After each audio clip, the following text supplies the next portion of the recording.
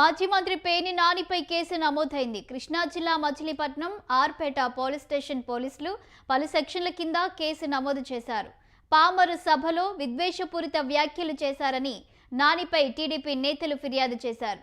TDP నేతల ఫిర్యాదుతో పోలీసులు నానిపై పలు సెక్షన్ల కింద కేసులు నమోదు చేశారు.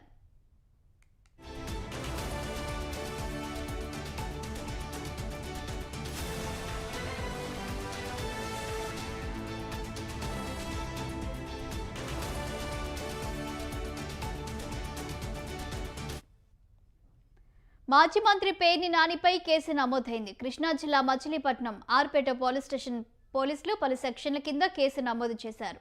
పామరు సభలో విద్వేషపూరిత వ్యాఖ్యలు చేశారని నానిపై టీడీపీ నేతలు ఫిర్యాదు చేశారు. టీడీపీ నేతల ఫిర్యాదులో పోలీసులు నానిపై పలు సెక్షన్ల కింద కేసులు నమోదు చేశారు. ఇక దీనిపై మరింత సమాచారం మా విజయవాడ ప్రతినిధి సంతోష్ అందిస్తారు. సంతోష్, చెప్పండి, ఇక మాజీ మంత్రి పేర్ని నానిపై కేసు నమోదైనట్లు తెలుస్తుంది. దీనికి సంబంధించిన వివరాలేంటి?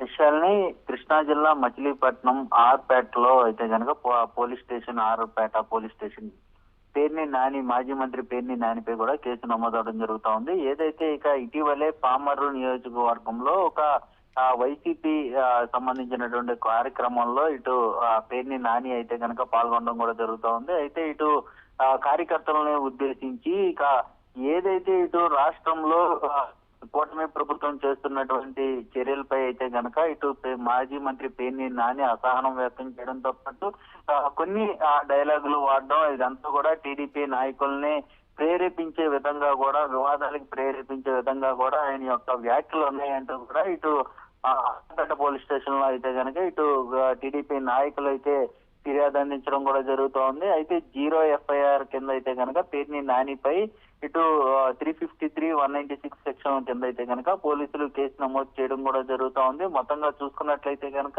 ఈ రోజు కూడా ఇటు పేర్ని నాని పెరన నియోజకవర్గంలో సైతం కూడా ఏదైతే ఈ రోజు జరగబోయేటువంటి కార్యక్రమం ఇటు వైసీపీ పార్టీ పెడుతున్నటువంటి కార్యక్రమం ఏదైతే అయితే బాబు షూరిటీ మోసం గ్యారంటీ కార్యక్రమం ఉందైతే కనుక ఈ రోజు పెడన్ నియోజకవర్గంలో అయితే నిర్వహిస్తా ఉన్నారు. ఈ యొక్క కార్యక్రమంలో కూడా ఇటు పేర్ని నాని అయితే పాల్గొనడం కూడా జరుగుతూ ఉంది. అయితే ఇప్పుడు పెడన్ నియోజకవర్గంలో సైతం హై అలర్ట్ అయితే కూడా కొనసాగుతున్నట్టు కూడా తెలుస్తూ ఉంది. మొత్తంగా చూసుకున్నట్లయితే ఇప్పటికే మాజీ మంత్రి పేర్ని నానిపై కేసు నమోదవడంతో పాటు ఇటు జిల్లాలోనే కాదు రాష్ట్ర వ్యాప్తంగా టీడీపీ నాయకులు అయితే ఇటు పేర్ని నానిపై అయితే కేసులు నమోదు చేస్తున్నటువంటి పరిస్థితులు అయితే నెలకొన్నాయని తెలుస్తా ఉంది. Shalini, thank you Santosh.